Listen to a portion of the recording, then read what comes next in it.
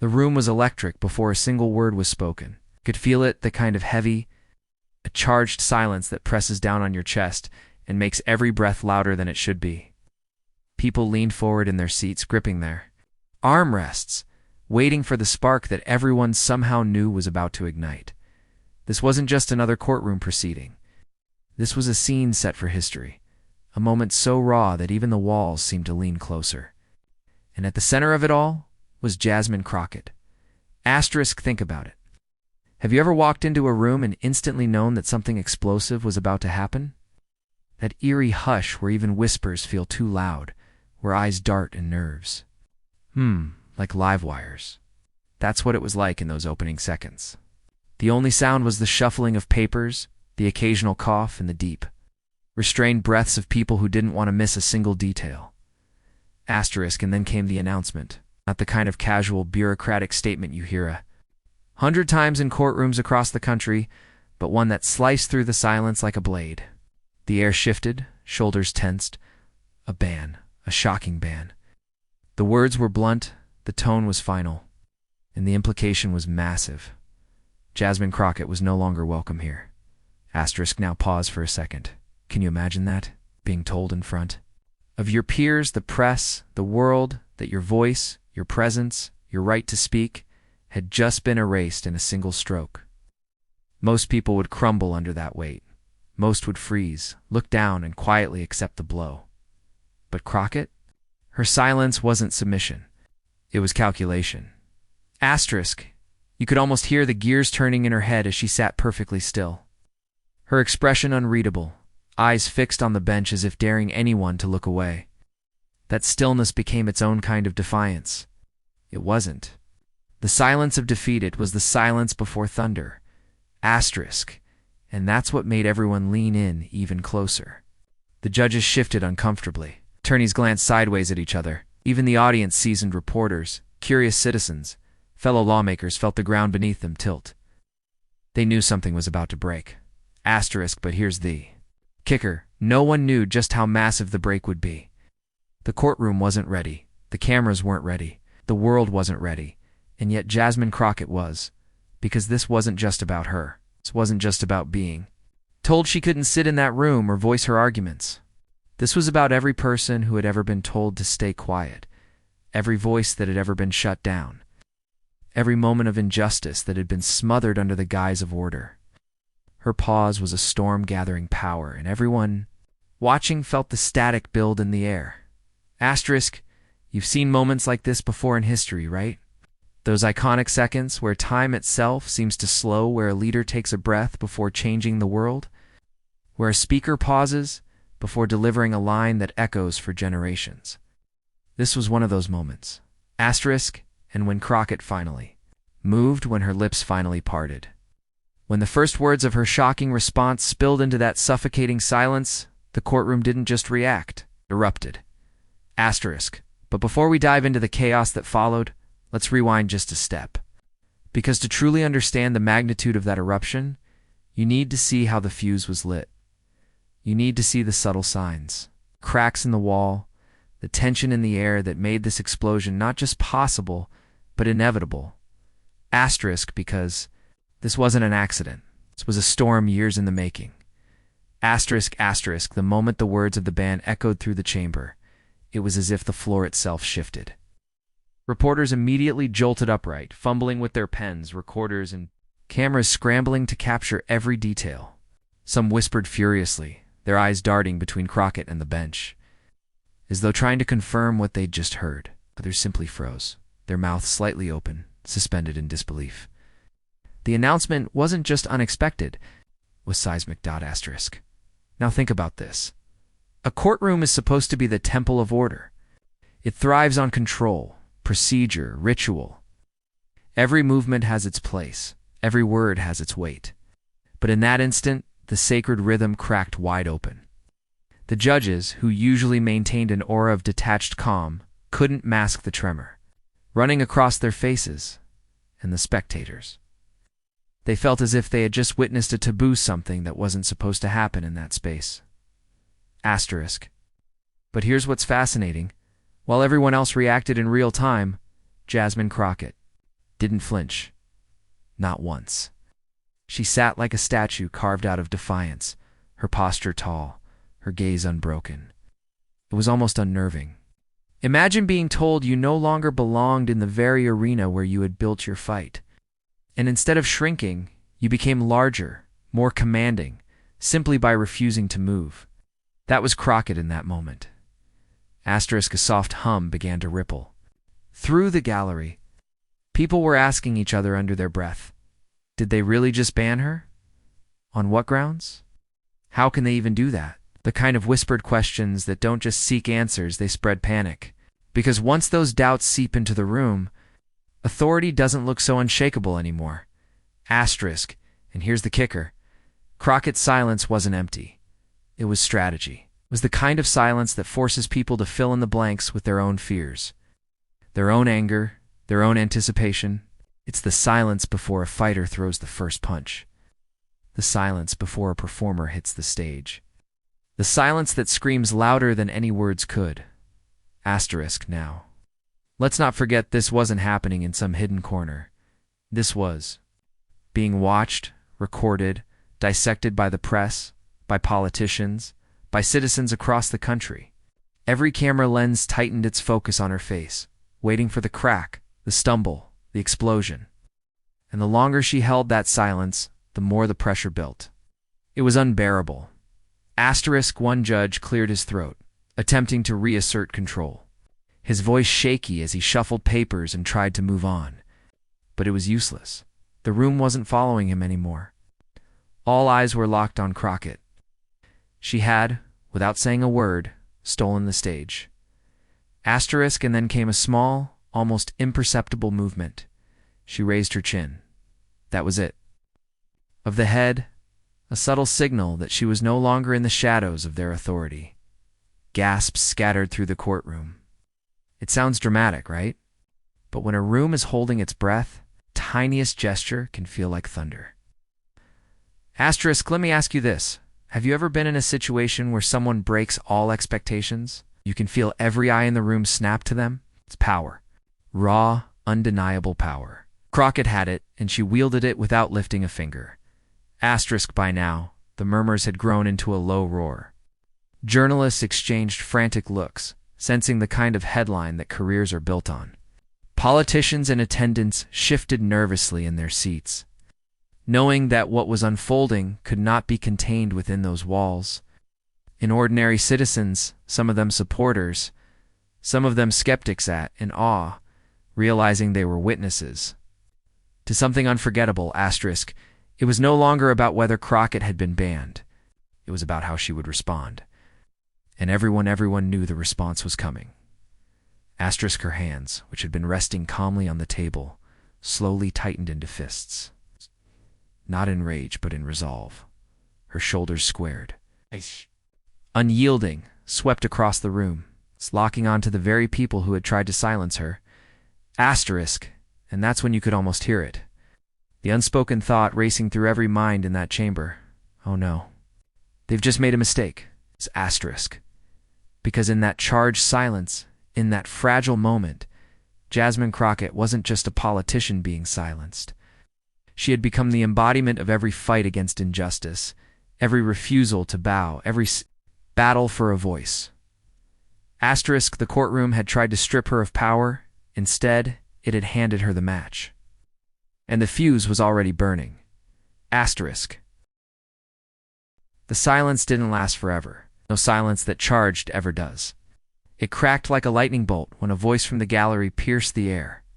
Let her speak. It wasn't loud at first, more like a plea than a demand. But the way it sliced through the tension made it land heavier than any shout. Heads snapped toward the source, and before the security guards could even locate the speaker, another voice followed. Then another, and another. Within seconds, the hushed murmurs had swelled into a rolling chorus, echoing through the chamber like a tide no one could stop. Think about it, courtrooms are meant to be controlled environments, strict and unwavering. But here it was, unraveling. The people inside weren't just observing anymore. They were participating, resisting, pushing back. They had turned from audience into chorus, and their target was clear: the silencing of Jasmine Crockett. Asterisk now. Picture Crockett in that moment. Still sitting tall, still unmoved, but you could see at the flicker of fire in her eyes. She didn't need to shout over them. She didn't even need to acknowledge them. The support was pouring in, uninvited, unplanned, raw, and isn't that the most powerful kind? The kind you don't have to orchestrate because it's born out of outrage, out of recognition, out of people realizing that a wrong has been done before their very eyes. Asterisk, one of the judges slammed his gavel, the sharp crack ricocheting across the walls. Order, order. His voice trembled with more than authority-carried desperation. But here's the truth. Once a room erupts like that, our gavel in the world can sew it back together. Asterisk, the journalist smelled blood in the water. Cameras clicked like machine guns, recording every twitch, every raised hand, every moment that could be packaged into headlines. Courtroom in chaos. Crockett silenced, but crowd responds. And that's when Jasmine finally moved. Her hand rose, slow and deliberate, signaling the crowd, not the officials, but the people, to quiet down. And they did. Isn't that something? The judges couldn't control the room, but she could. With just a raised hand, the noise collapsed back into silence, proving exactly who held the real authority in that moment. Asterisk, is this how justice works now? She asked finally, her voice calm, steady, but carrying like a bell through the chamber. Ban the voices you don't like, silence the questions you can't answer, and pretend the people don't notice. Asterisk, gasps rippled through the courtroom. Not because her words were shocking, but because they cut through the charade. She wasn't yelling, wasn't ranting. She was doing something far more dangerous. She was speaking truth plainly. In a place that thrived on pretense. Asterisk, and you know what's fascinating? People leaned in, literally leaned in, as though afraid they'd miss a word. Because when someone speaks with that kind of calm defiance, you feel compelled to hear them out. Even her opponents couldn't look away. Asterisk, another gavel slam. Another order barked from the bench, but it was pointless. The balance of power had shifted, and everyone in the room knew it. Crockett wasn't just responding to her banshee, was exposing it for what it was, a weak attempt to suppress her, and by extension, the people she represented. Asterisk, let me ask you something. Have you ever seen a moment where authority tries to flex, but instead of looking strong, it looks fragile? That's what was unfolding here. The courtroom's very effort to silence her had become its own undoing. Asterisk, Crockett leaned forward now, her voice sharpening. You can ban me from this room, but you cannot ban the truth. You cannot ban the voices out there, she gestured. Toward the gallery, toward the citizens, the reporters, the cameras, and you cannot ban the people watching beyond these walls. You think this is the end of my words? It's only the beginning. Asterisk, the crowd erupted again, this time with claps and cheers, restrained only by the presence of security guards who looked more overwhelmed than threatening. For a moment, it was less a courtroom and more an arena, the kind where battles are fought, not with weapons, but with words and resolve. Asterisk, and here's the twist. Crockett wasn't just defending herself. She was channeling something much larger. Every person who had ever felt silenced, dismissed, or pushed aside by power. Her ban had given her a bigger stage than any speech could have. Asterisk, the judges exchanged glances, their masks of authority slipping. Because no matter how many gavels they slammed, no matter how many bans they announced, the truth was clear. They had lost control of the narrative. The room belonged to her now. Asterisk, and as the chants of her name began to rise low at first, then, building like thunder, it became undeniable. Jasmine Crockett had turned what was meant to be her silencing into her loudest moment yet. Asterisk, asterisk. The energy in the room had reached a boiling point. Could almost feel the air vibrating, like the courtroom itself had turned into a live wire. Presence wasn't just filling the space, it was bending it. Every word, every pause, every glance was commanding attention.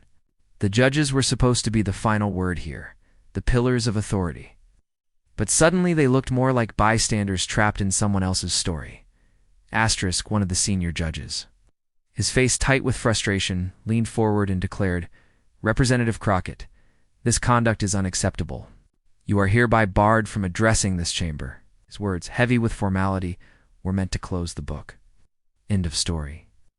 But here's the catch. Instead of ending it, he lit the fuse. Asterisk, because Crockett didn't flinch. Back down. Instead, she rose to her feet, slow and steady. The kind of movement that says, "I'm not just standing, I'm taking my ground." The crowd's eyes followed her, rising with her. And in that moment, her silence spoke louder than his decree. Asterisk, she finally broke it with words that sliced the room in half. "If the truth offends this chamber, then perhaps it's not me. You should be banning it's the truth itself." Asterisk, boom, that was it. That was the moment the temperature spiked, when gasps and murmurs turned into an audible wave. People shifted in their seats, some in disbelief, others in exhilaration. Know that feeling when someone finally says what everyone else has been thinking but didn't dare voice? That's exactly what landed here. Asterisk, the judges' faces flushed, some with anger, others with discomfort. Ow. And yet none of them could escape the fact that she was right. The act of silencing her only underscored the very critique she was leveling that power. When threatened, doesn't defend itself with reason, but with suppression. Asterisk, Crockett pressed on, her tone rising not in volume but in conviction. "You think a ban stops the message. Let me tell you something. It amplifies it. Because now, every person watching knows you fear what I have to say.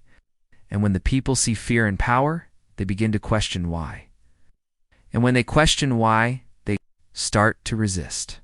Asterisk, the crowd erupted again, clapping, some even stomping their feet. Security guards moved uneasily, but they weren't prepared for this kind of upheaval. How do you police conviction? How do you restrain an idea? Can't. Asterisk, and let's be honest, you felt it too, didn't you? That thrill, that rush that comes when someone turns the tables right in front of the so-called authorities. It's the kind of scene that stays with you, makes you replay it in your head long after it's over. Asterisk, at this point, the judges were stuck.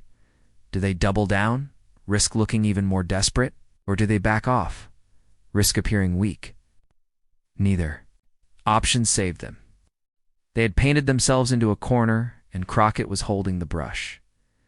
Asterisk, then came the pivot. She turned, not to the bench, but to the gallery, to the people. Her voice softened, but carried just as powerfully. "This chamber may silence me here, but it cannot silence you. Remember this moment. Remember what they fear. And remember that. Every time they try to bury us, they plant the seeds of something greater." Asterisk, tell me that doesn't give you chills. The crowd thought so too. People stood, clapping, some even chanting her name. It wasn't just noise, it was defiance transformed into solidarity. Asterisk, the senior judge slammed the gavel again and barked, "Remove her from this chamber." But even as the order rang out, everyone knew it was already too late. Asterisk, because the story had shifted. The ban wasn't her defeat, it was her spotlight. The very attempt to erase her voice had made it louder than ever. Every camera in the room captured it. Every reporter scribbled it. Every person watching knew they had witnessed something historic. Asterisk, and you, sitting here now, can almost feel that ripple expanding outward, can't you? From that one courtroom, out into the nation, out into every living room, out into every conversation where people whisper. Did you see what Crockett just did? Asterisk, her shocking response wasn't a scream, it wasn't chaos, it was clarity. The kind that cuts so clean it leaves no doubt. And that's why the courtroom didn't just tremble, it erupted. Asterisk. Asterisk, what happens after an eruption? That's the question hanging in the air. Because here's the thing, when a courtroom explodes into chants, cheers and gasps, the aftershock is almost more important than the initial blast. It's the silence that follows, the stunned recognition of what just happened, that burns itself into memory. And in this courtroom, the aftershock was deafening. Asterisk, Crockett stood tall, her words still echoing like an afterimage in everyone's minds. The judges shuffled their papers, coughed into microphones, glanced nervously at one another, each move exposing cracks in their authority. You know that feeling when someone's mask slips and you suddenly realize the person behind it is far less powerful than they seemed? That's exactly what spread across the room. Asterisk, the judge who had demanded her removal, slammed his gavel again. Harder this time, but the sound didn't command respect anymore. It sounded hollow, almost desperate. The crowd barely flinched. They weren't afraid of the gavel. They weren't afraid of his authority. Because they had just witnessed something greater than authority, courage and defiance. Asterisk, security finally approached Crockett, but the hesitation in their steps was obvious. Were they really going to lay hands on her in front of cameras? In front of a crowd that was visibly on her side? That hesitation was its own admission that the balance of power had shifted? That even the enforcers weren't sure what ground they were standing on anymore? Asterisk, Crockett's eyes swept across the gallery. And here's where things took another turn. Instead of bracing for confrontation, she raised her hand again, just like before, and the crowd quieted. Imagine that her gesture carried more weight than the gavel. Asterisk, she spoke with deliberate calm. You can escort me out, can bar me from this chamber, but you cannot erase what has already been spoken, and you cannot erase the people who now carry it with them. Asterisk, the words weren't fire this time. They were steady, cold steel, and sometimes steel cuts deeper than flame. Asterisk, people in the audience began to nod. Not just in agreement, but in recognition that they had become witnesses to something historic. They weren't just spectators anymore, they were participants. In a moment that would ripple far beyond the walls of that courtroom, asterisk, let me break it down for you. Every great movement, every seismic shift in public opinion has a spark. It's not always planned, not always polished, but when it happens, you feel it. That's what this was, a spark. A ban meant to silence her had instead ignited a fire. Asterisk, reporters were scribbling furiously, whispering into phones, sending out texts that would become breaking news headlines within the hour. You could almost hear the wording. Courtroom erupts after Crockett's bold response. The narrative was out of the judge's hands. They had lost it, and Crockett had claimed it. Asterisk, as security moved closer, Crockett didn't retreat. She stepped forward. Just one step, but it was enough to freeze the entire room. One step that said, I choose how this ends. Asterisk, her voice dropped lower, forcing everyone to lean in. Remember this day. Remember who tried to silence me. And remember that the people will always have the last word. Asterisk, and right their chills, right? That's not just defiance. That's prophecy.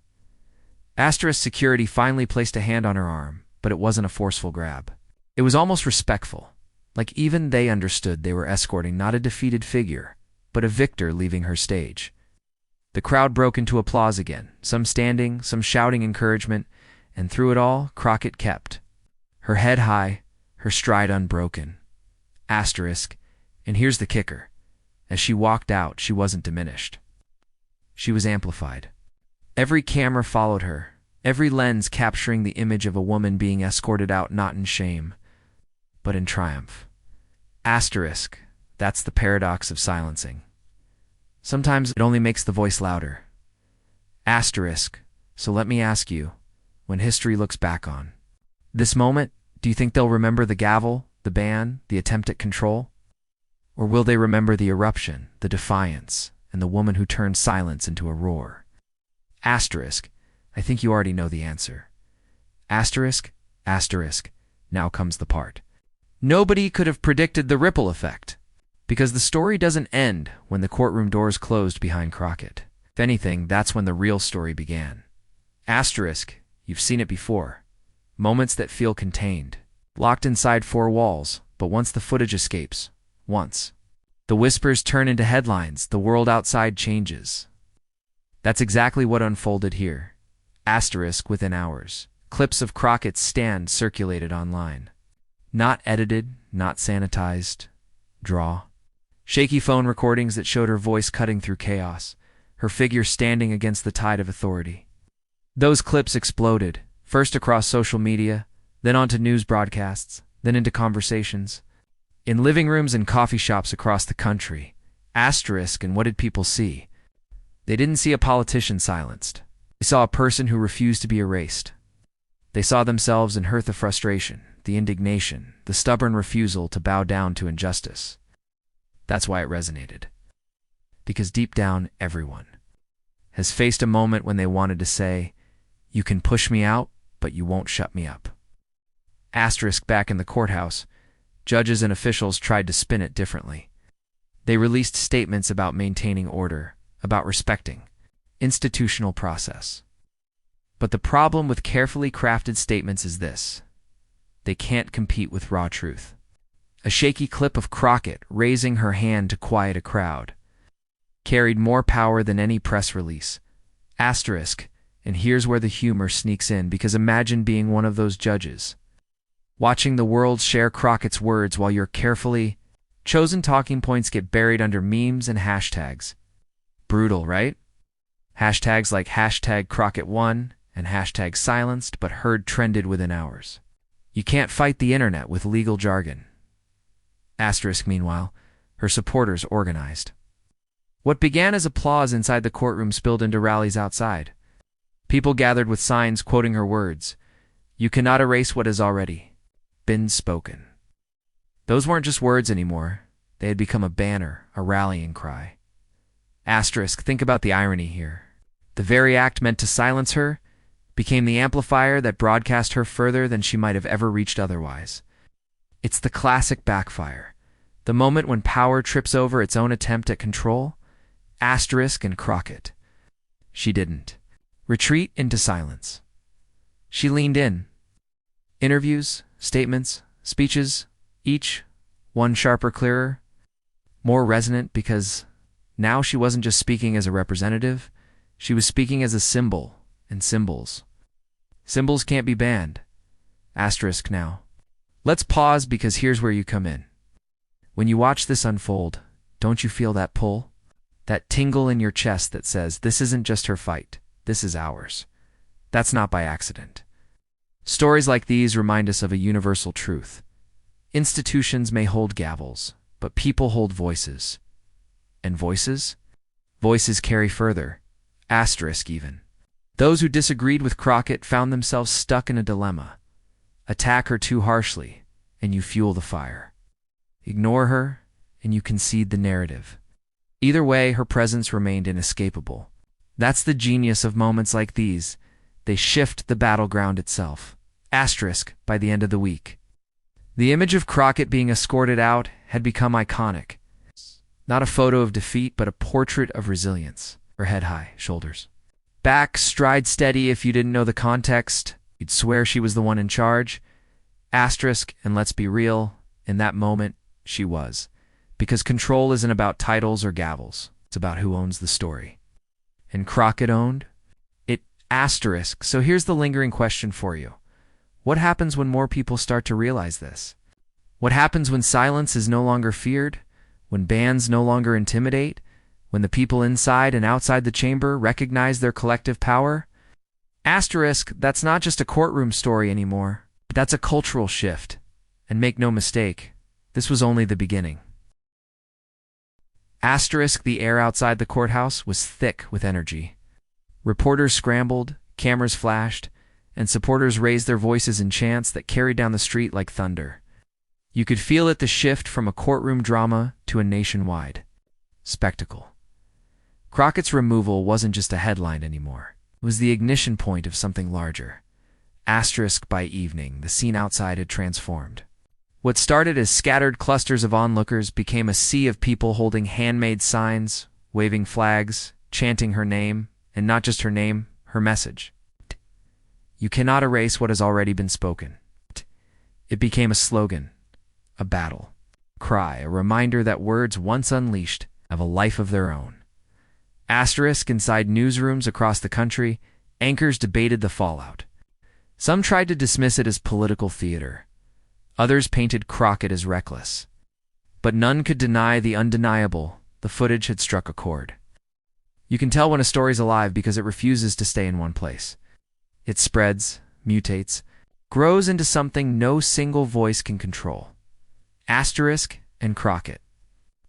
She didn't hide. She stood outside those courthouse steps facing the cameras, her voice steady, her words sharp. If speaking truth is cause for banishment, then I wear this. Ban is proof of courage. Bold, defiant, and unforgettable. Asterisk, here's the thing, moments like this flip the script. Institutions thrive on obedience, but when defiance is met with applause instead of punishment, the balance tilts. What was supposed to end her influence only magnified it. Think about that irony. The ban they thought would silence her gave her a megaphone louder than any seat inside those chambers. Asterisk. And you could feel the fear in the halls of power. Officials rushed to hold emergency meetings. Statements poured out, dripping with controlled language. Decorum, respect, procedure. But every polished phrase felt hollow compared to Crockett's raw authenticity. People don't rally around sanitized words. They rally around fire. Asterisk, even late-night comedians jumped in, replayed the clips, added punchlines, exaggerated. The judge's reaction turned the banishment into a viral moment of mockery. And here's where humor works like gasoline on flames. Because once something becomes a joke, it becomes impossible for those in power to control. The courtroom's attempt at suppression had been turned into entertainment. Entertainment spreads faster than any ruling. Asterisk across college campuses. Students dissected the moment in lectures and study groups. In coffee shops, conversations circled back to it. On social media, people spliced Crockett's fiery words into edits set to music, slow-motion replays, inspirational montages. The more they tried to bury her, the more immortal she became. Asterisk, and if you're watching this, maybe you feel it too, that stirring in your chest. It's that whisper that says, she's fighting battles I've wanted to fight. That's what resonance doesn't turns one person's stand into a collective movement. Asterisk, by the end of the week, wasn't just Crockett against the court anymore. It was Crockett standing as a symbol against every institution that had ever tried to silence dissent. She was no longer just a representative, she was a story. And stories are harder to kill than people. Asterisk, here's a question for you. What happens when a courtroom ruling collides with the court of public opinion? Which gavel hits harder, the wooden one on the bench, or the invisible one carried by millions of voices demanding to be heard? Asterisk, you know the answer. You've seen it before in history. And you're watching it unfold again, right here. Asterisk, asterisk by now. The energy had outgrown the courthouse, the news cycle, even the city itself. What started as Crockett's shocking response had evolved into a nationwide dialogue, one that pulled in voices from every corner: scholars, activists, church leaders, even celebrities who normally stayed silent on political controversies. Everyone wanted to weigh in because everyone sensed this was bigger than a courtroom band. Asterisk, inside living rooms, families argued over dinner tables. Was Crockett brave or reckless? Was she upholding democracy or tearing it down? That polarization, that sharp division, it was proof that her words had cut straight through to the nerve of the country. And here's the fascinating part. Even her harshest critics couldn't ignore her. They had to respond, and by responding, they fed the story. Asterisk, meanwhile, Crockett herself seemed to grow calmer in the storm. Every press conference she gave, every short clip uploaded to social media, carried the same refrain. My voice belongs to the people, not the gatekeepers. Think about that for a second. It's a simple sentence, but it landed with the force of a hammer. She was no longer just defending herself, she was making herself the embodiment of every silenced voice. Asterisk, the ripple effects reached Capitol Hill. Lawmakers suddenly found themselves under pressure. Not because of the ban itself, but because their phones were lighting up with calls, emails, and tweets from constituents demanding explanations. The courtroom had unintentionally lit a fire under democracy's most restless muscle, the people. And when the people move, politicians scramble. Asterisk, and you know what else? There was a quiet panic spreading too. Judges and officials who thought they could dismiss her now realized they'd underestimated the resonance of authenticity. You can suppress someone's presence in a room, but you can't suppress the story that leaves with them. Crockett wasn't just banned. She was broadcast. Asterisk, of course. Humor didn't leave the stage. Memes flooded timelines. One viral image showed Crockett photoshopped onto the cover of a superhero comic, cape flowing, courtroom crumbling behind her. Another clip remixed her fiery words with dramatic soundtracks. turning her confrontation into cinematic art. And here's where the brilliance lies. Satire makes the message unstoppable. When people laugh, they share. When they share, they spread. Asterisk even. International media picked it up. Foreign outlets framed it as a case study in American democracy, fragile, but fiercely contested. Crockett became a symbol not just at home, but abroad, proof that one voice can still shake the walls of power in the so-called land of the free. Asterisk, now pause for a moment. Imagine being one of those judges watching this wildfire unfold. Thought you ended her influence with a gavel strike, but instead, you created a martyr of speech. How do you control a narrative that refuses to die? That's the paradox of power. Its grip slips the tighter it squeezes. Asterisk, by this stage, Crockett had tapped into something timeless, the idea that truth, spoken boldly, carries a resonance institutions cannot contain. It's the same reason historical figures echo long after they're gone. You're not just watching a legal drama, you're watching the birth of a movement in real time. Asterisk. And here's the twist that no one in power seemed ready for: banning. Her inside those walls only made her unstoppable outside them. The courtroom had been her stage, but the world became her arena. Asterisk. So let me ask you this. When silence is forced, but the echo gets louder, who really won? Asterisk. The atmosphere across the nation was now electric, almost cinematic. Everywhere you looked, TV screens in diners, debates on college campuses, late-night comedy monologues, the same phrase kept surfacing. Did you hear what Crockett said? That one moment inside the courtroom had morphed into a cultural flashpoint. It's a kind that doesn't just disappear with the next headline. Asterisk. And here's the kicker. Crockett herself wasn't chasing the spotlight. That's what made her stand out. While pundits and politicians scrambled to interpret her every word, she carried herself with a kind of grounded defiance. She didn't act like someone who had gone viral. She acted like someone with a mission. That's what kept the story alive. Asterisk, everywhere she went, crowds gathered. Town halls were standing room only. When she walked into community centers, people applauded before she even spoke. They weren't just clapping for her, they were clapping for themselves, for the feeling that finally someone inside the system was willing to risk everything to call out the system. Asterisk, meanwhile, her opponents doubled down. They tried painting her as radical, unstable, even dangerous. But here's the irony. The more extreme their attacks became, the more authentic she looked by comparison, because authenticity doesn't need spin. Critics, she didn't use scripted talking points, she leaned into plain human truth. And truth has a funny way of outlasting noise. Asterisk, the media, sensing the ratings gold, amplified every clash. Headlines screamed with drama. Crockett defies court. Quake shakes Washington. Talk shows booked panels just to dissect her tone, her strategy, even her posture in the courtroom. It became a national obsession. And while some argued endlessly over the implications, one fact was undeniable. She had shifted the conversation. Asterisk, you could feel it, like the ground itself had shifted. This wasn't just about Crockett anymore. It was about what America wanted from its leaders.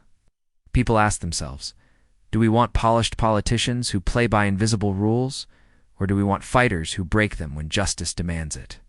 That question hung heavy in the air.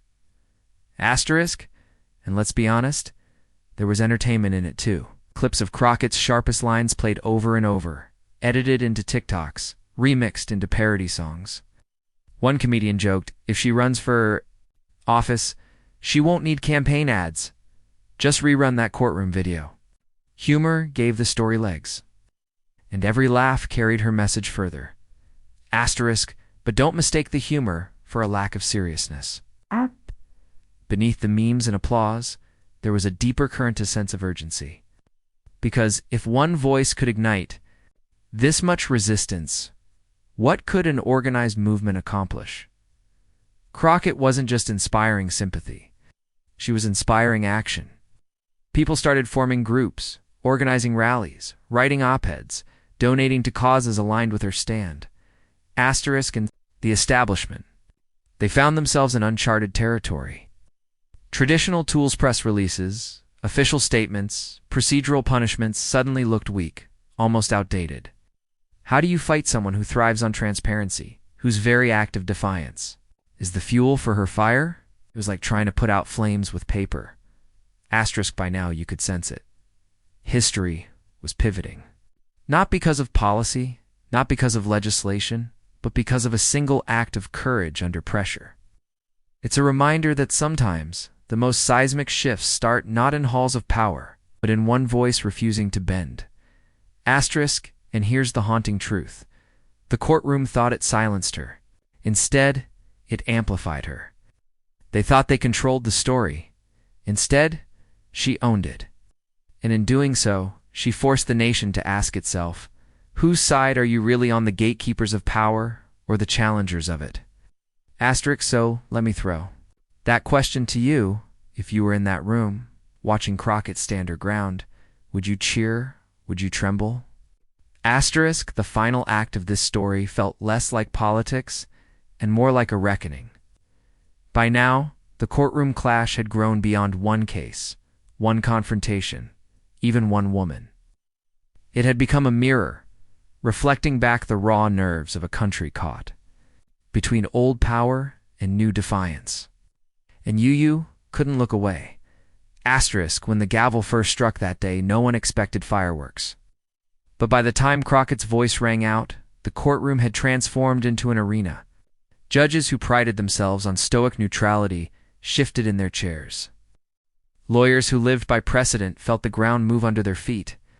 Spectators leaned forward, wide-eyed, knowing they were witnessing something bigger than legal argument. Was the sound of truth breaking free. Asterisk, and here's where it gets cinematic. The ban which was supposed to end her influence backfired spectacularly. Instead of silence, it created an echo. Every network replayed her words. Every podcast dissected her defiance. Every late-night host built monologues around her. The more they tried to erase her, the more indelible she became. Asterisk, think about that. When was the last time you saw power so clearly miscalculate? The irony was almost poetic. The courtroom sought control, but what they sparked was chaos. That didn't weaken democracy, but exposed the hunger for a stronger, truer version of it. Asterisk, by now, Crockett wasn't just a name. She was a symbol of the stubborn resilience that says, I will not sit down, I will not shut up, I will not be erased. Whether you loved her or hated her, you had to admit she had changed the script. Asterisk, the story rippled into homes. Across America, parents told their kids about courage, using her as the example. Teachers sparked debates in classrooms. When is defiance justified? When does order bend to justice? Even in workplaces, the conversation lingered. What does it mean to challenge authority without losing your integrity? Asterisk, but let's not romanticize this too much. The backlash was fierce. Politicians lined up to denounce her. Editorials warned about dangerous precedent. Social media trolls unleashed venom. Yet here's the paradox. Every attack only highlighted the very truth she had exposed, that power hates being challenged. And ordinary people? They recognized that. They saw through the theater. Asterisk, and that brings us to the heartbeat of the story. Emotion. Fear, because the stakes were real. Excitement, because the possibility of change felt tangible. And hope, because one person's voice had reminded millions that silence is not the only option. Asterisk, now, let me break the fourth wall here. Yes, you're watching this right now. Ask yourself, what if Crockett had stayed quiet? What if she had bowed her head, accepted the ban, and slipped out unnoticed? The story would have ended right there. But she didn't. She chose the harder road. And in doing so, she forced us to imagine what might happen if more of us did the same. Asterisk, that's the cliffhanger Crockett left us with. It's not just a confrontation, but a challenge. A dare to every citizen, every viewer, every dreamer to decide whether they'll clap from the sidelines or step onto the field themselves. Asterisk, and if you've made it this far, no, this isn't just entertainment. It's a wake-up call. A reminder that democracy isn't a spectator sport. You don't just watch. You participate. You question. You push back. You shout when silence is demanded, asterisk. So here's my ask: if this story hit you, if it made you pause, if it made you laugh or gasp or even shake your head, then don't let it end here. Subscribe.